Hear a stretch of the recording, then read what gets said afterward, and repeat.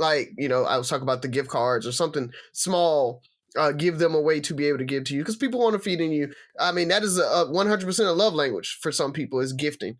So, let them show you how they love you in their love language. And so I think, when we talk about love languages and being able to communicate with each other, being able to receive that other person's love language is part of relationships.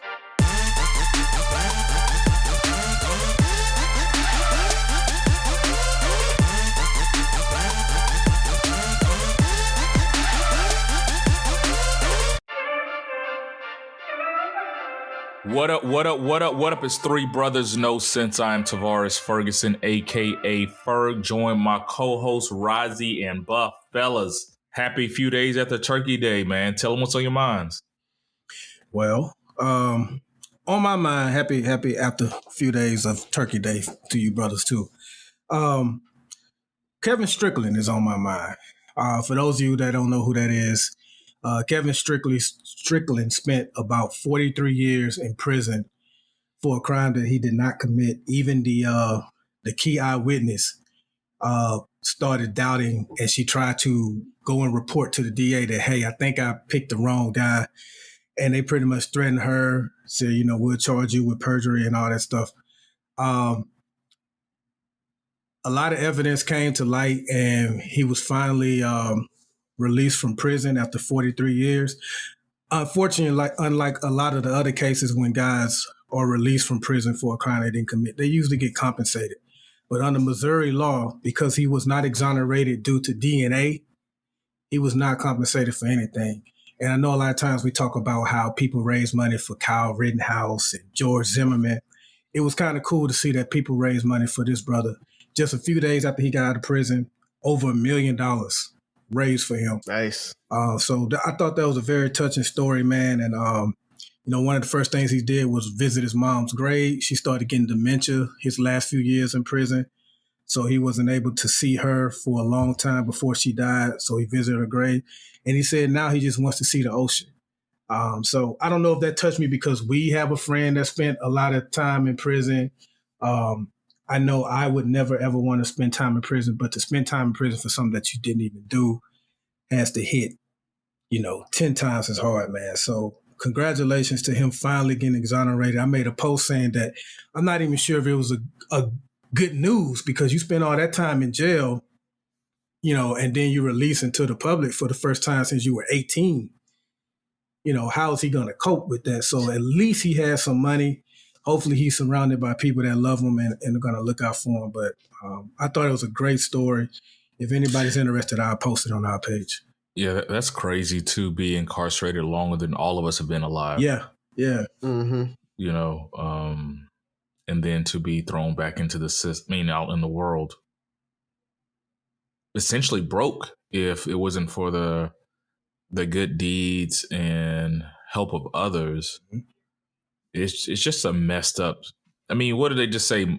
How do my bad? Like, we good? Like, how do? And you will probably, there's a chance you may hear more about this because the guy, the prosecutor that was running that office, who was like the only one fighting him being released from prison, he's running for U.S. Senate. So I'm sure as he becomes on the national political level, this may come up. So it'll be interesting to see. In a good way or a bad way? You're right about that. You're right. Well, hopefully for him in a bad way, because I would love to hear him explain why did you think it was okay to continue to keep someone locked up for a crime they didn't do. Right. And it also goes to, your stance on being against the death penalty, right? Yeah. It's like all of it, like one mistake, one person getting on death row and being executed. Because I think, who was that? It was some person that just got executed that they kind of knew he was innocent. Mm-hmm. And I think it was in Alabama, right? Yeah, in Alabama, they still did it, even though they knew that he or didn't do it. So yeah, I'm slowly coming around to your anti-death penalty. Okay. Stance. Buff. And that gentleman's name is Attorney General Eric Schmidt, who will be running for U.S. Senate, Missouri. So be looking out for that name, folks. So, and these DAs, man, they got to get their stuff together anyway. Did you see the Ahmaud Arbery, his murderers? They were found guilty. So, shout out to that jury for that one. So, we got at least one right out of the two big ones that were happening. And they brought up charges on the DA and everybody for hiding the evidence and not bringing up charges before the videos got linked for obstruction of justice. So I'm glad to see that they are taking this beyond just the killers themselves, and they're actually attacking the system as well. When you look at the backstory of that? Yeah, I was going to say, I thought about you, Razi. Remember how you said the Kyle Rittenhouse thing was kind of like the Trayvon Martin? I kind of found some similarities in this one because even with George Zimmerman, even though he was exonerated, it took public pressure. It took social media pressure to even bring charges on him. Remember, George Zimmerman went home that night after he killed Trayvon. These three men went home. You know what I'm saying? Over a month. Yeah, over a month. Yes. They literally called the DA like, "Hey, Buff, I just shot somebody. Hit me up. I'm trying to figure out how I need to handle this." That's pretty much how this went down. And then all of a sudden, she recused herself from the whole case. But I mean, I don't know if you guys are going to talk about this, and I don't know if we're going to go too deep on it, but it just really made me, it chapped my hide when we talked about when you look at the case itself from the start, even the fact that these three men wanted to do a citizen's arrest. They chased this brother down for miles, recorded it. Yeah. Kept the recording. Like they felt that they were that right or white. I mean, that they could get away with this. And that's so dangerous to me. Because now, it made me start looking at citizens arrest, and there's a lot of gray area. Well, it's mostly gray area. Mm-hmm. Vigilantism, all of that. Like, I'm going to patrol my own neighborhoods, those types of things. You see a lot of that popping up now. It's scary to think that, you can, because you're not trained, you're probably going to profile. Like cops profile, and they're trained to not profile. Mm-hmm. So, of course, an average citizen that's just going to go out and be a vigilante is going to profile. And then you look at it from your world lens, it's just depending on where you grew up, who you grew up around, what you watch on TV, which news station you watch is a big telltale sign to me. So just that in general, you're going to, profile and think that you're right in these instances. But same thing with Kyle Rittenhouse. Rittenhouse shouldn't have been there either. Even though I agree with the jury. But you think about the victim. How do you respond? We're three black men. We're out in a neighborhood, our neighborhood, any neighborhood, not doing anything wrong. And you get cornered by three white guys in a truck with weapons. How do you expect me to react when you say get down on the ground or whatever the hell? Like, dude, I am shook. I'm scared for my life. I'm going to do whatever it takes to try to get out of that situation. And because we always look at what their perception. My perception, if I get cornered by three white men, I'm probably fighting for my life. So they have these negative views of black people at the same time because of social media, recent news, everything we're growing up in as well. This is why these guys become almost like caged animals. Like they're fighting for their life. They are scared to death, rightfully so. And but they're not here to tell their story, and I'm so glad they got this one right. And what makes citizens arrest such BS is because part of the authority that police officers have is wearing that uniform. It's so the average citizen can identify you, and you can identify yourself. I'm police. You need to do what I'm saying, not just some regular schmuck telling you. I've been watching a lot of Curb Your Enthusiasm, but not some little regular guy that's just telling you what you can and can't do. And even in law enforcement, you're trained. Like if you're in plain clothes and a uniform officer arrives on the scene, they take the lead. You do what they say. You're in plain clothes, even though you're an officer. You're in plain clothes. They're in uniform. You do what they say until they can make sure that you are also a police officer. So that uniform plays a big part. So citizens arrest is BS. And again, if everybody had just minded their business that day, Arbery is alive and they're not in jail or headed to jail. Because I just don't think people think about how the victim is supposed to react. You have 3 random guys in a truck. There's nothing identifying them as law enforcement or ex-law enforcement or anything like that. Or, hey, they think they're right. They could be trying to rob you, kill you, whatever it is. It's like, but all of a sudden you're fearful for your life. You know the easiest way not to be fearful for your life? Byron, I think you have a good suggestion on this. Just mind your damn business. So, I'll hit mine real quick. Wasn't a good week in sports for me. Auburn, a hell of an Iron Bowl. Auburn, so close, man. So close. Hell of a try. Bama wanted it, I guess, more than we did. I thought y'all had it. I turned from the game after y'all stopped them on 4th and 1. I was like, okay, Auburn got this. I started another episode of Succession. I mean, it was a good game.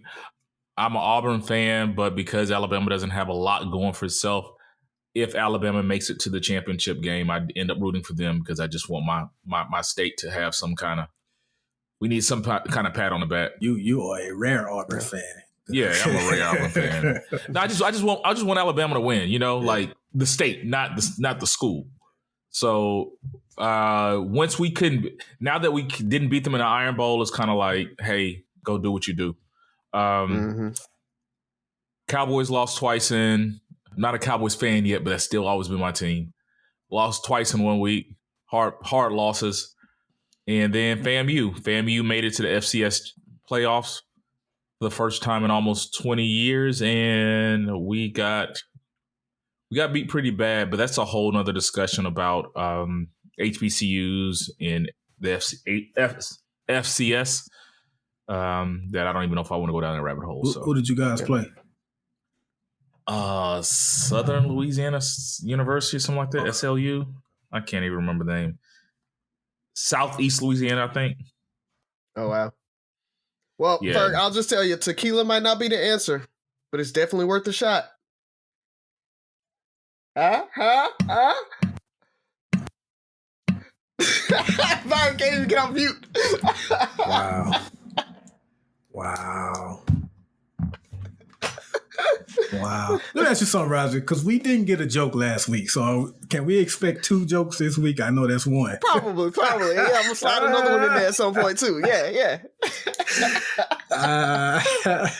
Hey, yo, before we get in the show, did we step on you? Did you get all your what's on your mind? Yeah, man, that was it. Have you guys started putting up your Christmas decorations yet? Yeah, our tree is up. No, I was that was gonna be today, but the grandma stole the kids, and so they're not here. So we'll probably do it next weekend. Okay. But shout out to her. She took them right after Thanksgiving. I dropped them off and went down to Mobile for all class reunion. I wasn't gonna go. I decided to go like at the last minute, like Monday, Tuesday. I was like, I'm gonna go ahead and go and introduce Jacelyn to the ratchetness that is Mobile and all class. And so that was hilarious. She was looking around like, oh my God. Can you please call Mobile and Leflore ratchet add the I just hit that bitch with a bottle. Can you please add that to the show as you start talking about that? Yo, the fights. So there were 3 fights at the all class tailgate. At the tailgate or the pep rally? Pep rally, Friday night. So Friday night. So it's 3 fights there. It was. Are you bragging on 3 fights? No, I'm just reporting the news, bro. I'm not bragging. So, but Ferg, you called me out because I stood on a chair to try to look at one of them. But like I said, I had to just make sure that none of my folks were involved in these fights. So I was just looking for that. And once I had a good vantage point to be able to look at the fight, might as well watch it. So I stood up there and watched. But yeah, it was wild, man. I think there was a restraining order on some guy. And so old girl hit him with a bottle. And then they got to fighting. So it's a dude on a chick, and then like it's funny because everybody was drunk, so they were like moving in slow motion. So if you watch any video of it, it's like boom, like they're moving super slow. One brother was making sure he ain't drop his drink. The drink becomes so important, dog. Like people try to make sure they don't drop that. So, but no, man, it was a good time. It was good to see everybody. Shout out to Leflore, man. It was another successful event. It was smaller than I know we went in 2019, and it was huge. It was way smaller. I think there was some limitations from the fairgrounds on how many people could be in there, as well as just coming back out of COVID. There's still a lot of people that aren't ready to go back in those types of environments. Out of COVID? Well, out of like the true lockdown type. We got a brand new variant that sounds like a computer company. Yeah, we're on Omicron now. Yeah. That's crazy, bro. Like, that many variants are out there. But did you wear your mask? For the most part, I did. He did, but no, I didn't have my mask on the whole time. Thank you. Not gonna lie. So wear your mask enlarged, Yeah. I expect more from you, Razi. The liquor killed it. He had that. What flavor liquor was that you took it? I was on that Screwball. So yeah, the peanut butter whiskey. Yeah. Right, it is delicious. It's so good, so good. Peanut butter and liquor do not go together. You think that until you drink it. I'm telling you, it's really good. It's delicious. So that, and the other thing that I wanted to kind of really talk through with parents out there is this new show called Karma's World. I don't know if you guys have seen it. So she reminds me a lot of Doc McStuffins and Susie from the Rugrats. So she ain't about no bullshit. Like, she is all on like her blackness and everything. There's an episode. I just walked randomly downstairs and Sophie was watching it. There's an episode where she's at a sleepover with a bunch of little white kids, and they be like trying to touch her hair, and she be like, "Whoa, And then like she has her bonnet, and she's like trying to put her bonnet on. They're like, "What do you need that for?" And yada yada yada. So she was really trying to changing or explaining blackness, and being true to herself. So I'm really liking the show. So if you guys haven't watched it, go out, check out Karma's World for the kiddos. I think it's a really good one for them. Netflix. It's on Netflix. Yeah. So that's all I got, man. All righty, let's jump into it then. So you guys got your Christmas shopping and stuff done? Most of it. Okay. Nah. I just got out of Oliver's birthday, so got all that together. So now I have to relook at his list to even see what he wants, because he gets so much stuff on his birthday. So I can never start Christmas shopping until after his birthday. You got to do a spreadsheet. Pretty much. Excel. Yeah. Must be nice. So Christmas is coming up. Do you guys usually, Byron, it seems like you're pretty good at asking for what you want as far as, for Christmas and stuff like that? Or, when Tab or somebody asks you what you want, you already kind of have a thing, something on your mind? No, I usually have to think a long time about it, and then I'll just give her like a list to pick a couple of things from. Okay. What about you, Razi? That's how you usually do with Christmas or birthdays, or no? Are you good at gift receiving? No, I'm horrible at gift receiving. I'm horrible at giving out like what I want. Mainly, okay, this is gonna sound like a flex, but if I want something, I just go buy it. So it's very rare that I'm like, I have a list of stuff that I want. So we're gonna kind of go there. So Byron, would you say you're good at gift receiving? Explain that. Am I good at like so if you say you can come up with a list. Yeah. So to me, that's you're 20 steps ahead of where I'm at. Yeah. Like if somebody asks you what you want and you like, it's not because I know where Razi is going, like I can get it myself, but it's just kind of like, okay, there's these shoes, there's this Gucci belt, this Gucci bag. Like you kind of have, you're okay with just kind of coming up with something after you sit and think about it. Yeah. And you okay. That's cool. And I actually kind of like that. So I might steal that as well. But so my question is, I guess, how do I word this? So if you're good or bad at gift receiving, why and how do you overcome it? And why do you think it is that way? Why do you think Yeah, why do you think you were good at or bad? Because for me, we all know that I'm bad, right? Kind of part of what Razi said. For the most part, if it's something I want, I usually get it. The list I usually give her are like things that I haven't gotten around to getting yet, and so I'll usually defer to a few items on that. But yeah, that's why. Because for the most part, I mean, I don't wait for unless it's something major. But I usually don't wait for a birthday or Christmas to get something I want. If I want it and it's in my budget to get it, I just go get it. So a lot of times, and she said it's hard for her because sometimes she doesn't ask. She likes to try to come up with something on her own.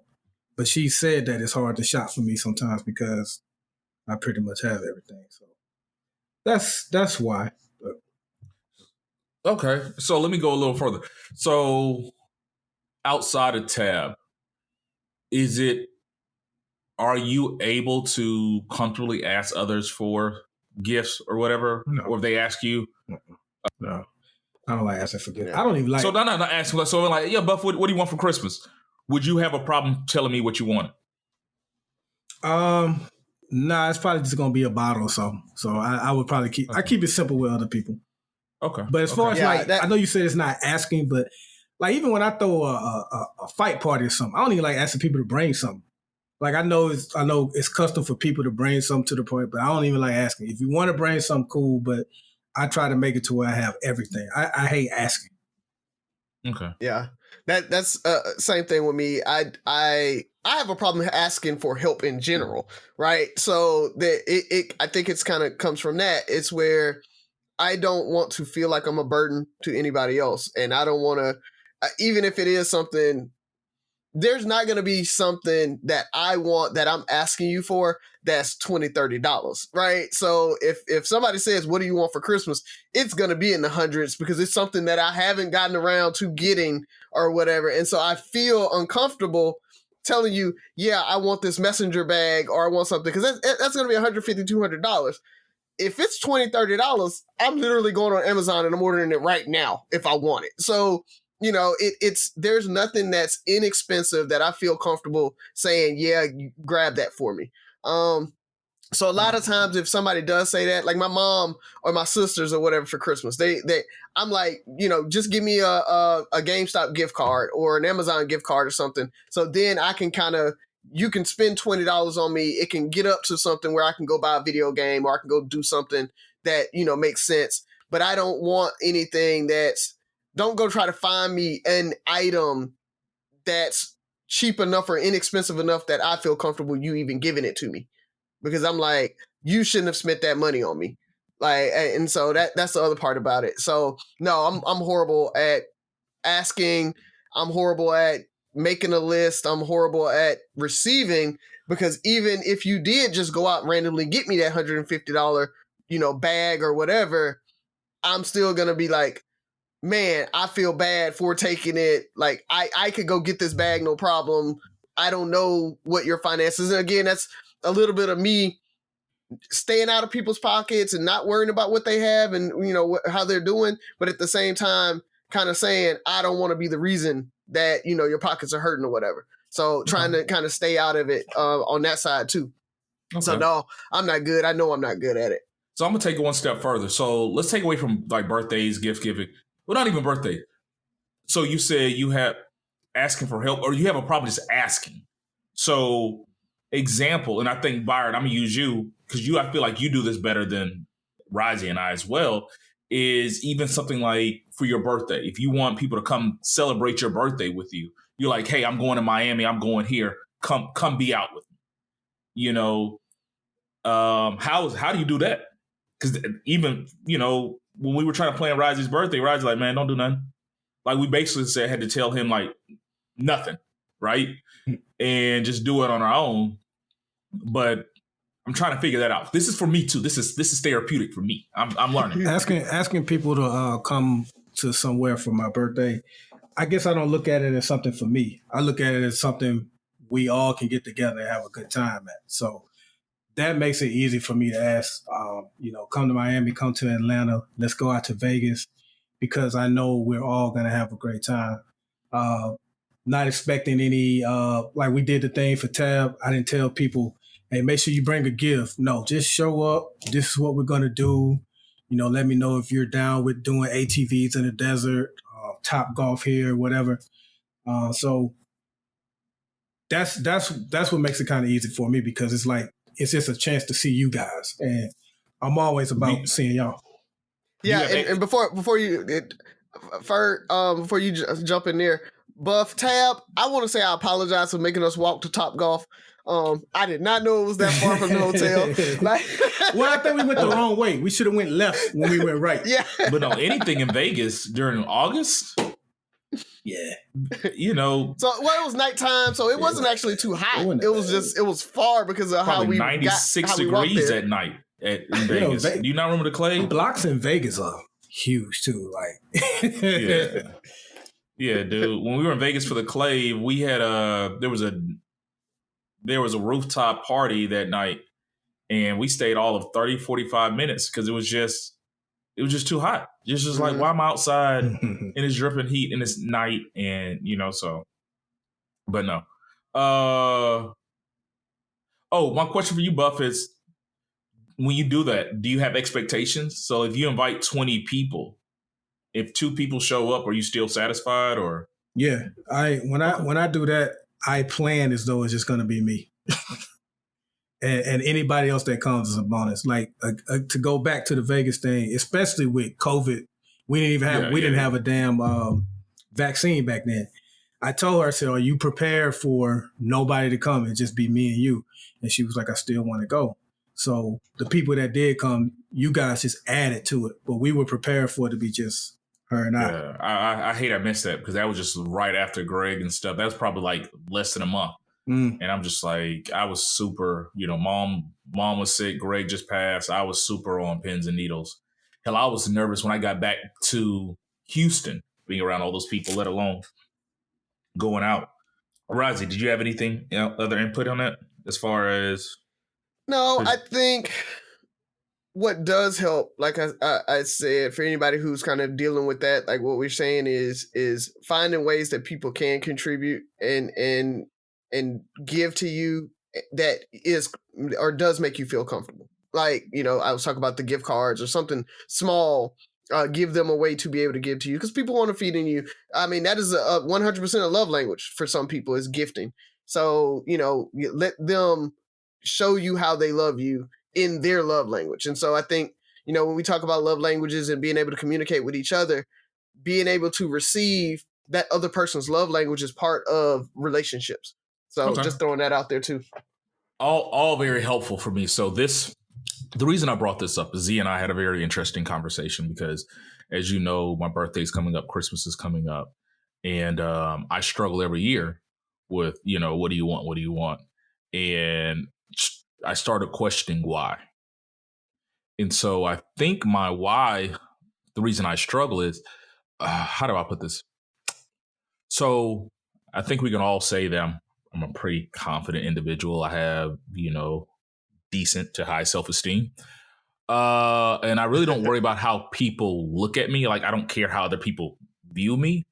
But I think the problem, or what I noticed, was I struggle with figuring out how much value people have in me. Does that make sense? So when you were saying I don't want to count people's pockets, right? It's kind of like that. Like, you might rock with me, but how much financial value or how much time equity would you put into, like, if I'm doing that's why I don't have birthday events, invite people, because it's like, yeah, I fucks with Ferg, but I'm not going all the way to Miami just to spend his birthday with him. How much value do they put into doing things for me? So my thing is just like, well, if you just don't, and then the back end is like, well, now I don't have to reciprocate either.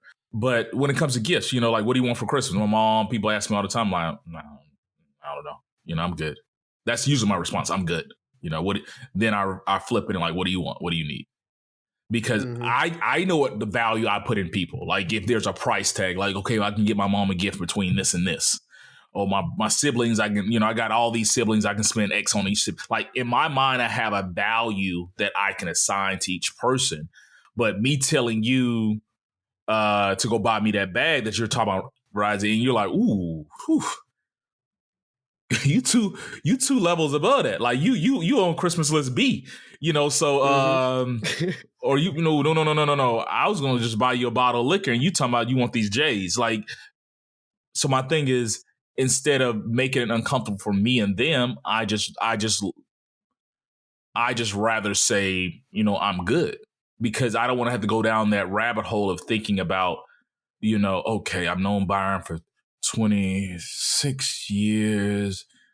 Okay, if you can multiply each birthday by $3.12, like there's some crazy algorithm on how much a friend should spend on you for Christmas versus birthday. Like, instead of doing all that, I just say, you know what, I'm good. And that's even, not just gifts.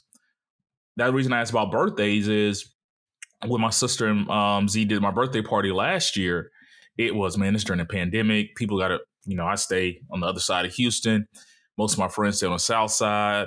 You know what? I'm pretty sure people are not going to try to drive all the way to this side of town on a Friday night and, get in that Houston traffic. So I almost didn't invite people just because I'm like, it's the value put in this that comes with that.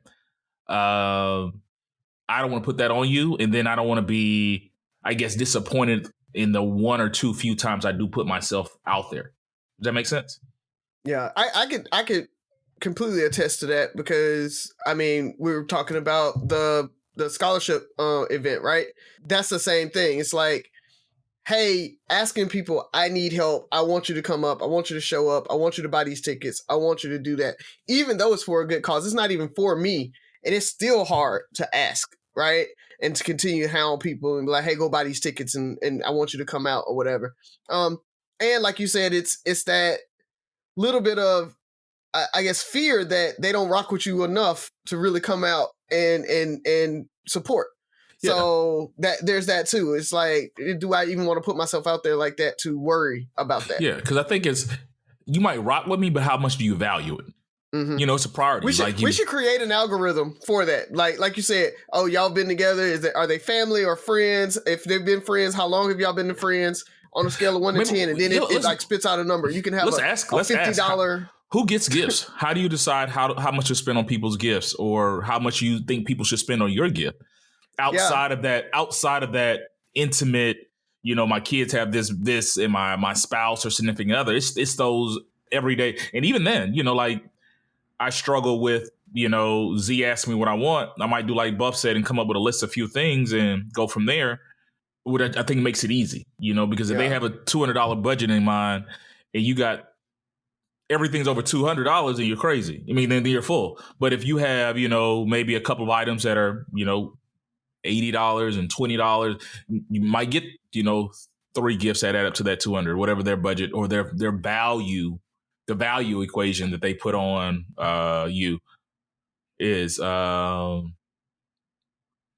it's funny. I do that 100%. Y'all know I love the budget stuff and play with money, but like I make jokes with Sophie about that's a mom and dad gift, or that's a cousin gift, or that's a friend gift, and all of those are levels. So like the random kid at school that they're going to their birthday party, that's a $25 gift. You ain't getting more than that. Like, we ain't going and buy the $70 Power Wheels or Hot Wheels set or whatever for them. You go down that aisle, $25, that's what we're going to get.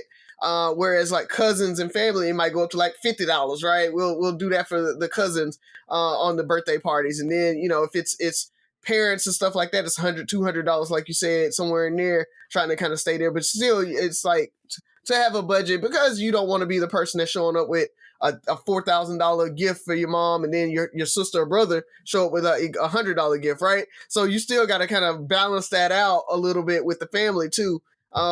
Is to make sure that you're not trying to like one up everybody else. So we do a little bit of that too, around like, what are you getting them? So then I can kind of match that energy as well. That makes sense. Yeah, but for me, I think I tried to get to the root of it. And I think that value was a deeper issue, not not wanting to overthink or even be disappointed where you think your value is X and your value is actually Y. Mm-hmm. And trying to figure it out. So I think, Buff, you gave me some pointers. Buff, you're quiet back there. I guess this is, you just write down what you want. So it's like, I don't see what's the problem? That's what I want. Either you get it or you don't. And if not, then I'm gonna get it myself. Nah, it's kind of like what Razi said, as far as asking people or whatever. Most of the stuff I really want is gonna be 3 figures or more. And I can't ask, unless it's my wife, I can't ask somebody else to get that. So for a coworker or a friend or somebody to be like, what you want for your birthday? It's usually like, I may name a bottle or something like that. Or like in the case of Razi, since I couldn't find a particular bottle or something, I may ask him, look in Alabama for me, send it to me, and I'll pay you for it. But that's how it goes, man. Just make a list for the missus and she get a couple of things off of it. But I like when she actually, does something without asking me. I appreciate that just as much, if not more. Yeah. And on the flip end, I'm horrible at giving gifts. Are you? It's that same. Yeah, I'm so bad at it. Oh man, I'll give you cash and be like, "Here, go get something," because I don't right. I don't think that what I go pick is actually a good gift. So no matter what it is, so I don't know. Okay. All right. I think I'm a bad gift giver. Well, we'll see. We'll take notice of that going forward. My question kind of ties into yours, Ferg, and actually you may have answered it with your question, but my question deals with insecurity, and I want to ask you two guys. Ferg, you mentioned how confident you are, how high your self-esteem is, but we all, or for the most part, most of us have at least 1 or 2 insecurities. What are you two insecurities? What are y'all insecure about? I think I'll go kind of going with mine. So I feel like I know a lot of people, have a lot of, I'll use the word friends just because it's easier. But then when I look at it as like, where do I fall on that friend scale? Or a family scale. So I think some of it is just, I don't even know if it's an insecurity. It's just a realization that, that everybody doesn't value the same.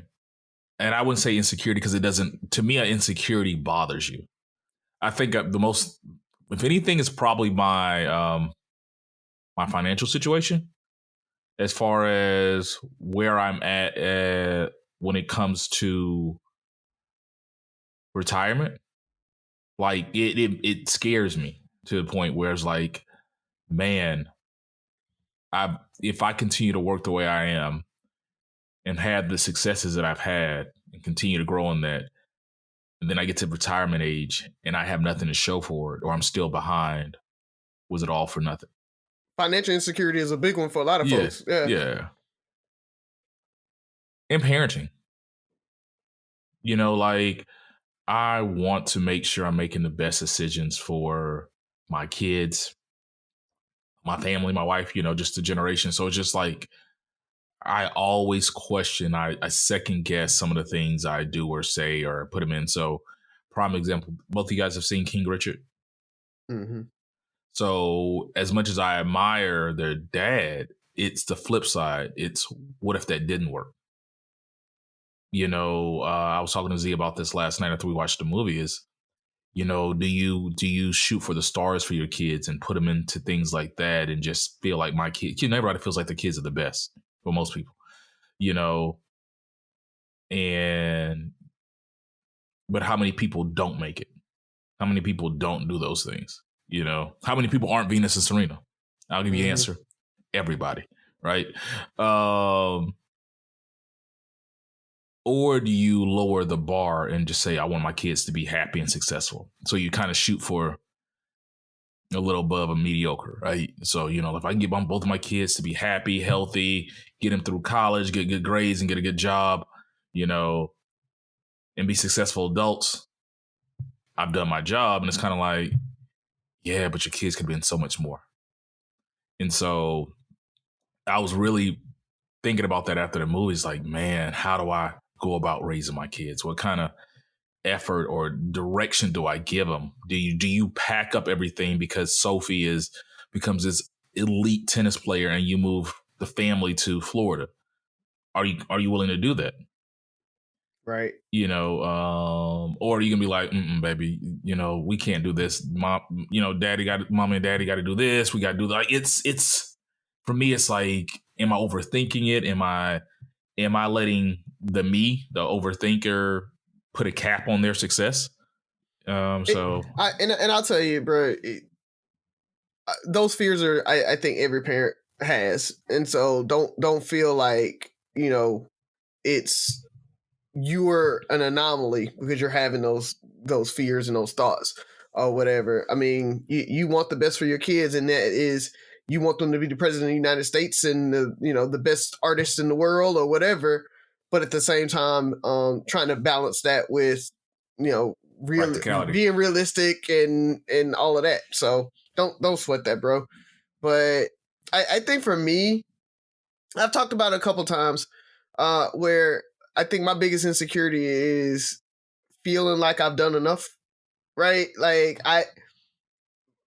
relishing in the things that I have done and I have accomplished, but always feeling like I haven't done enough. I'm not good enough. I'm not like, I should be doing more. Like you're talking about the whole, I should have been the Wall Street guy that's, making $1 million a year or whatever, because I had that ability. I had the capability to do it. It's just life didn't lead me down that route to do it. And so kind of always feeling like hindsight 2020, I should have done this. I should have done that. Second guessing decisions that I made throughout life, and where being happy with where I am in life. And I think the other big insecurity that I have is social norms. No, I'm very secure in my jokes. I think they're hilarious. But it goes a little bit along those lines, is that do I really fit in with social norms and everything? Like I'm awkward when it comes to social, like just being at a party and everything like that. A lot of times I can't work the crowd or whatever, or I can, but it's in my mind, I'm super insecure about, am I doing it right? Am I talking too much? Am I not talking enough?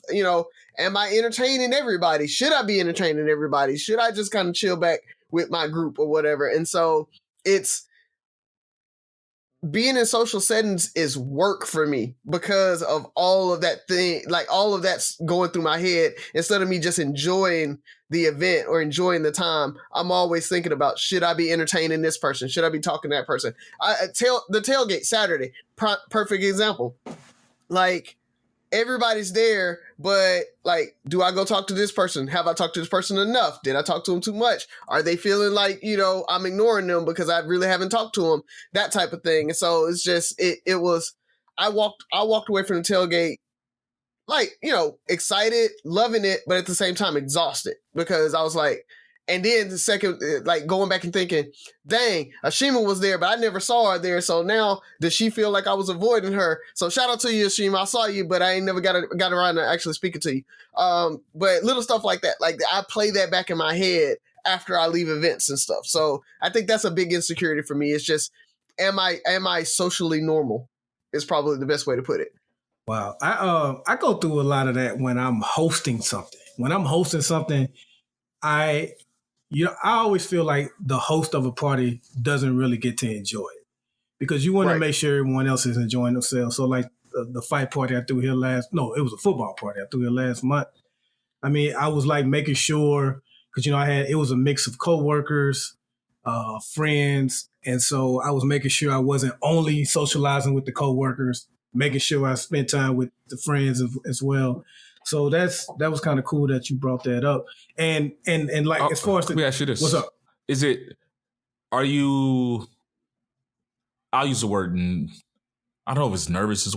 Is it before or during? Like, are you good, like getting everything together? You're like, okay, I'm gonna have this, and this, and you're good. But then once the event kicks off, it's when some of that anxiety kicks in? Or is it like planning's like, I want to make sure that we got white liquor and wine for the women and all this stuff. You kind of like once you get here, it is what it is, and then the anxiety is definitely in the planning phase. The stuff I described, though, making sure everyone's enjoying themselves, that's not so much anxiety to me. It's just like I just want to make sure you're having a good time.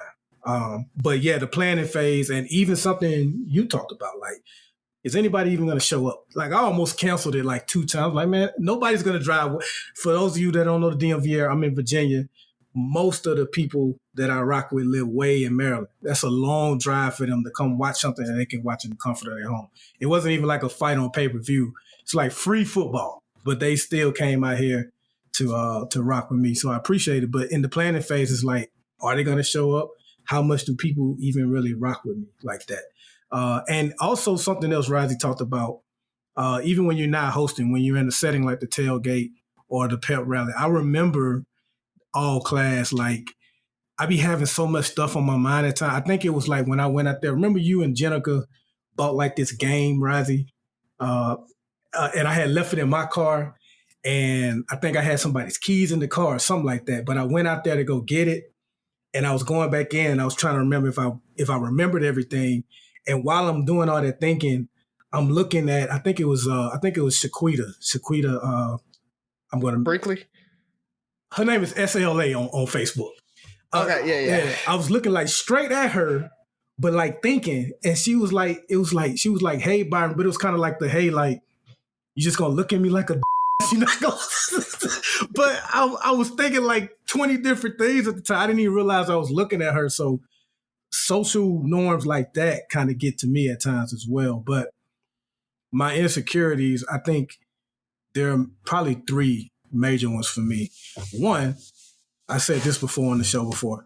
I'm a black man and can't dance. You know how terrible that is? And I'm married to a woman that loves to dance. So that is a huge, so just know every time you see me at the club and stuff, it is an inner battle with myself. Like, you somewhere where you can't do shit, but just stand around and drink. You sorry, mother. I'm a black man that can't dance. It's a huge insecurity, and all my friends can dance. My intelligence. I didn't graduate from a 4-year college. I don't have a bachelor's or a master's degree. And so that plays into things like we've talked about on the show before, like procrastination. Like, I'll get an idea, and as far as getting around to working on it, it's like, it's probably not good enough anyway. Why are you wasting your time? No one's going to like it. Just fall back. And I procrastinate to where I never follow through with it.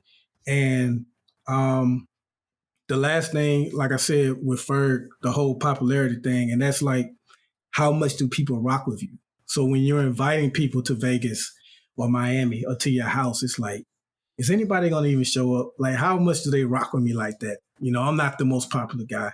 They got better things to do. So those are the things that I definitely battle with, man. You're the most popular of all 3 of us. I'm not. I keep telling you that. I'm not, actually. You are. I'm actually not. I was gonna say my looks, because it ties into my parting shot, but I don't think I'm ugly.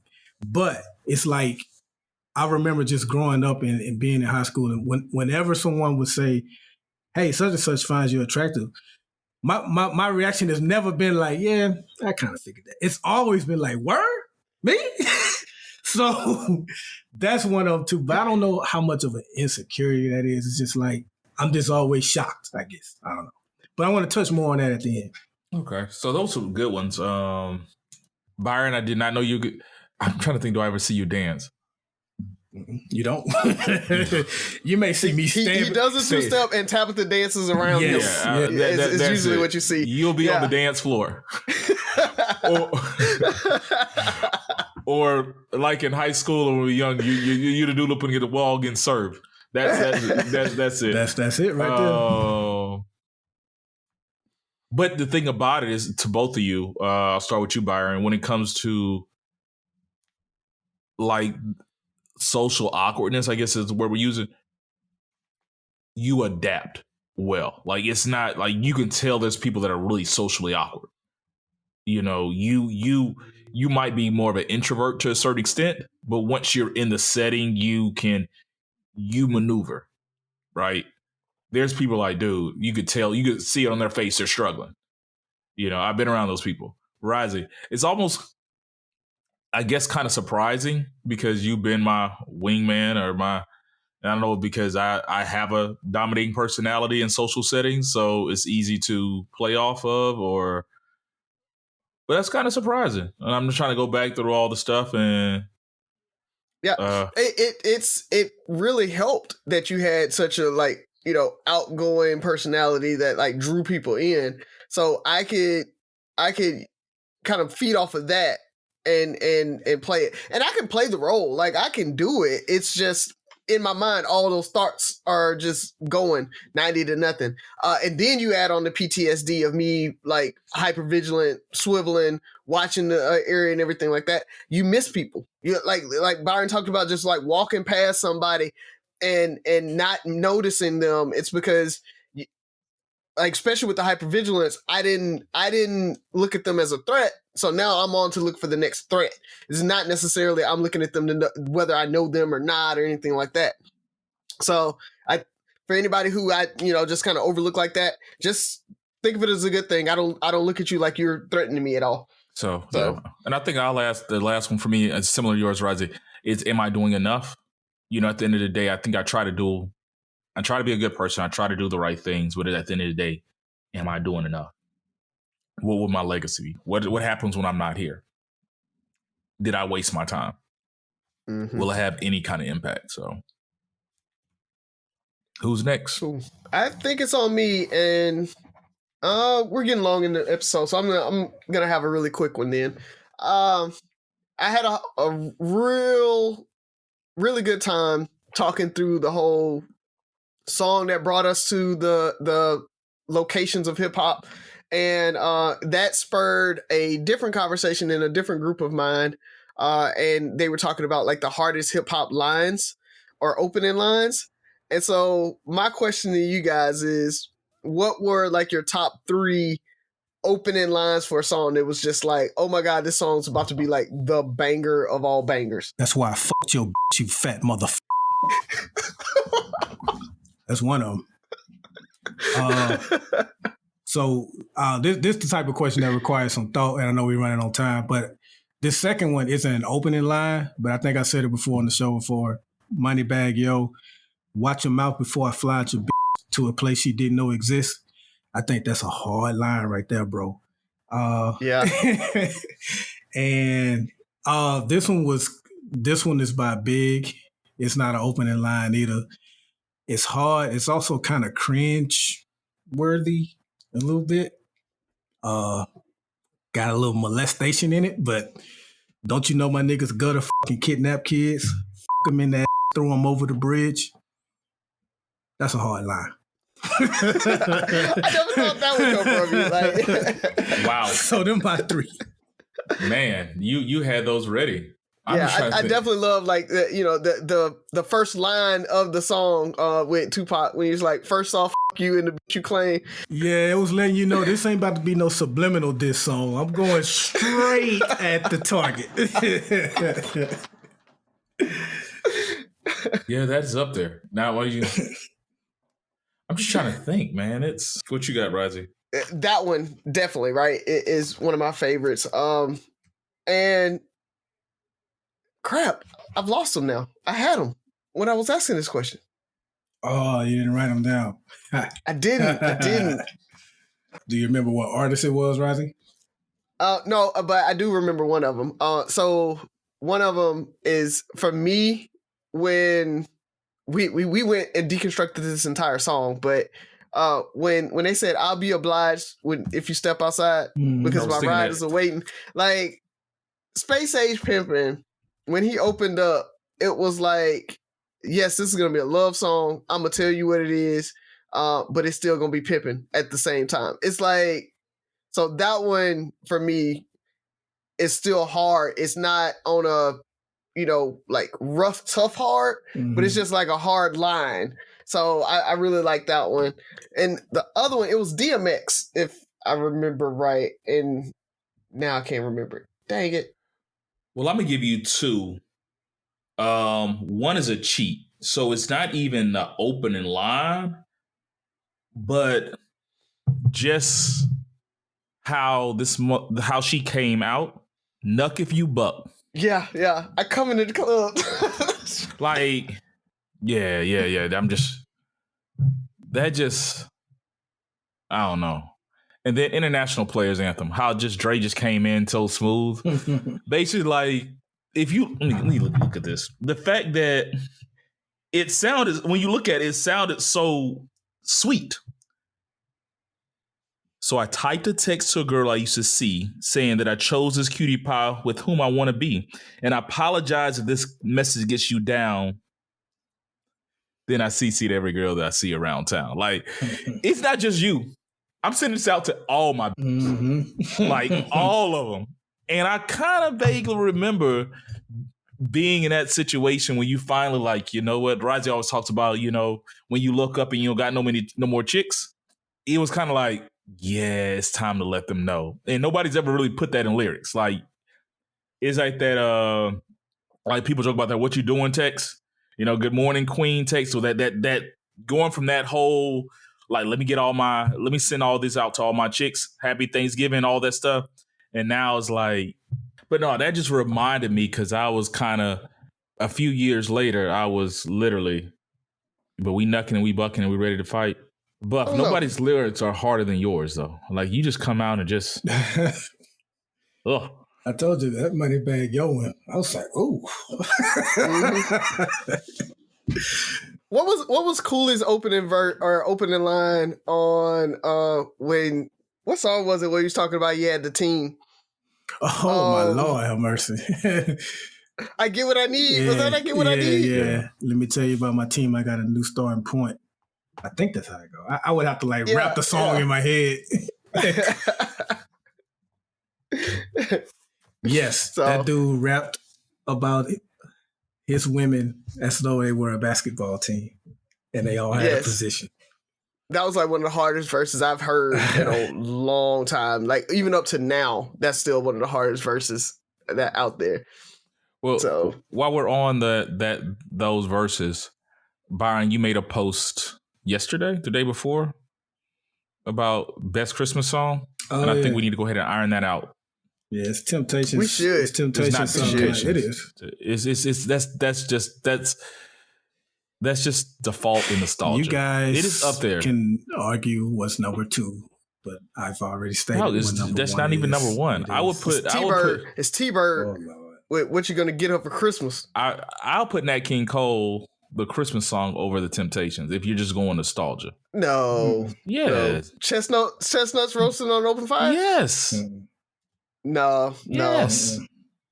Over Temptations, yes. And I love the Temptations. Can't tell. It's just now what I can say is Boys and Men Let It Snow might be up there. It's up there. It's not over Temptations. I wouldn't put it over Temptations. Yeah.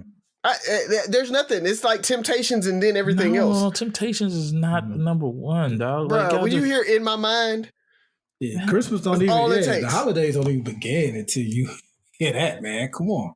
Well, no, actually, Christmas. So when I used to stay next, you're gonna be like Eartha Kitt, Santa Baby, or some junk like that, like which is actually a classic. He did the jazz. It is very much a classic. Which is actually a classic. No, so back to T-Bird. So when I still stayed in Tallahassee, and I would come home for Christmas every year. They didn't play that in Tallahassee. So this is before we had XM radio and all this stuff, and so my driving from Tallahassee to Mobile. Once I got in BLX range, so probably right outside of Pensacola, by the time I made it from BLX range to my mom's house, I would hear T-Bird at least once. And that's what kicked Christmas off for me, because I could listen to everything else, but I wouldn't hear that song until I got in Mobile or close enough to Mobile. And that's when I knew it was officially Christmas. Byron, I usually agree with you, but I feel like you guys just also y'all know rap, okay? Also, it's not a rap song, and it's not hard. But when T-Pain says she got me doing the dishes, you know he about to sing about he's from. Hey, and we can't forget Silk Sonic now these days. This got me. Oh, that one, I had to run that back about 7 times. Just like, did this dude just? Let me see. We got some. Let me see. We have Silent Night, Donny Hathaway this Christmas. That's a good one. That is a good one. That was a good one. Definitely not hardest. There's a lot of good songs out there. Y'all be sleep. Y'all just nostalgia, man. Even Mariah Carey's "All I Want for Christmas" slaps. It does slap. It's annoying because it's played so much. Yeah. Y'all don't. You know about that CeeLo? Mary, did you know? I listen. Y'all gotta listen to that one. Yeah, that's a good one. That is a really good one. I like "What Do the Lonely Do at Christmas." I like that. Yeah. Mm-hmm. Anyway, I don't know. So let's get it. Let's hit it. Yeah, man. That's all. So listeners, we struggled with that hardest open line. So we want y'all to kind of let us know what's the hardest opening line that you've heard. Only thing I got, man, for the pardon shots, definitely the event. Make sure you guys come out. Make sure you check us out. The event's up on our website as well as on Jenica Kimberly's website. Check us out. Come out for that. And I wanted to ask you guys, have you guys noticed that Legend of the Hidden Temple came back? Talking about that game show? The game show from Nickelodeon? No. It did. It came back. And there's no joke to this. It really is. It came back and they're giving away like $25,000 and they have adults playing it. And it's I don't know if it's going to last past one season. It's so bad. It's so bad. But they're like adults, like our age adults. Yeah, like late 20s, 30s. Okay. Folks. I'm like, I don't want nobody that's might be 40 and overweight and not our age, but like adults. It's not as cute as when you had 14-year-olds, 13-year-olds playing it. But it's does it still look as bad? Not as cute. It does. It looks pretty bad. So they do it outside, so it's well lit and stuff. But they're trying to jump on the whole challenge, that type of thing, like all those little survivor type things. So they're doing a lot more physical type challenges for the adults, but it's still kind of that same theme or whatever. But I was just surprised to see it come back. So just as a review for everybody, I wouldn't advise it, but if you want to see the nostalgia, go check it out. We made a post on Three Brothers last week, and it said, "What's attractive about you? And don't downplay physical attributes. If you fine, you fine. Say that shit." And while we did get some good feedback on the post, I noticed a lot of people didn't touch that one, including myself for the most part. Someone was like, "Nah, come on with it." I think it was April that just like encouraged me to say something. But I didn't know that I struggled that hard with like saying what's attractive about me. It got to the point to where I asked Tabitha and she named a few things. But I said all that to say that that's going to be really good to talk to a therapist about. Why am I struggling with naming something? Because it's like, on the one hand, I don't look at myself as someone that's like Eeyore or Winnie the Pooh. You know what I mean? Like, I think I'm pretty cool. But when it comes to like naming something specifically, I literally struggle. Like I was just staring at the post, trying to think of something to type. And so I forgot what I answered with, to be honest. But I may have used what Tabitha said. Yeah, I did. I used some of the stuff Tabitha said on that post. But I just hope anyone else that saw that post that was hesitant to respond, that you address that. I think I saw it and just kept going because I didn't feel like thinking that deep. Like just deep. Yeah. I'll probably try to find it and see. I don't even know if I saw the post. But it was very hypocritical of me to create that post, and then I'd be not one of the ones that answers. Yeah. So. Oh, one thing I did want to talk about is, listeners, we want to get your feedback and some of your thoughts, and if you have questions, we want to get them on the show. So if you go to threebrothersnosense.com, there is a link there that you can actually leave feedback. And if you want to hear your voice on the show, if you want to, tell a joke or whatever, throw them on there, record them, or you can email threebrothersnosense.com or at gmail.com. And you can email like a voice recording. I know we get a lot of jokes like, sent to us and feedback sent to us by mail. But if you guys want to hear your own voice, or if you want others to hear your own voice, send it to us, send a voicemail or a voice message, and we'll get that added into the show as well. So I don't have much. It is officially the holiday season for me. It kicks off Thanksgiving, and then the day after Thanksgiving is when I officially go into Christmas season. So I went and bought my thing of popcorn, my popcorn tin. Your 10? You already bought your 10? Yeah, but my 10 can't find my cookies, so I'm going to have to go someplace else. But I like to start watching Christmas movies, and I'm trying to get more in the Christmas spirit because, I just have a hard time celebrating. So we're going to have somebody come and do our lights and stuff like that, and it's going to cost a pretty penny, which I hope he comes sooner than later, because the longer I think about spending this money, the more I don't want to spend it. But just excited about it and trying to get into Christmas movies. So we watched our first Christmas movie last night. It was 8-Bit Christmas on HBO Max. Have you guys heard about it or seen it? I saw it. How is it? Is it good? It's pretty good. It has Neil Patrick Harris in it. We can relate to a lot of it. It was him growing up in the 80s. He's a few years older than us, but it was about him trying to get his first Nintendo. And I don't know what your story was like when you're trying to get your first Nintendo, or how you were anticipating, or, did you get it the first Christmas or did you get it the Christmas after? I feel like I got my Nintendo Christmas 88 or 89 or something like that. But I remember those days, and I remember how big it was. He even hits on the Power Glove and all that stuff. So if you watch it, it's a good movie to watch for the kids. It was hilarious trying to explain to Sky about Nintendos and not having, Z compared it to her iPad. And there was a time before not having an iPad. And then you start talking about not being able to have Netflix and all. Like, my daughter was amazed. In her world, we grew up in the dark ages. We talked about having to watch commercials and all that stuff. So it was a pretty good movie because it takes place in present day, but it's him flashbacking until 1987, 1988, that type stuff. And so check it out. It's funny. Kids don't even call them commercials anymore. They call them ads. Mm-hmm. If you ever listen to them, they're like, oh, the ads. And so you have to tell them you have to skip the ads, or you couldn't skip ads. And like you said, they don't understand it. Like, what do you mean you can't skip it? Yeah, we're trying to explain to her not being able to binge watch a show, or watching like whatever her favorite show is. I think it's the Thunderbirds or something like that. And if you watch an episode on Wednesday, you couldn't see another episode until next Wednesday.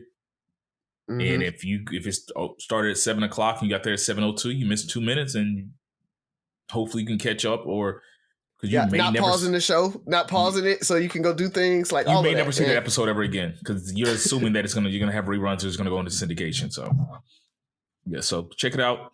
But no, I mean, happy holiday season. I hope you guys enjoy it.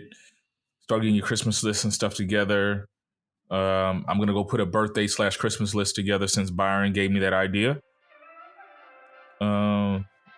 That's about it. Three Brothers No Sense. Listen, like, share, subscribe, comment. Most importantly, listen again. Talk to you fellas next week.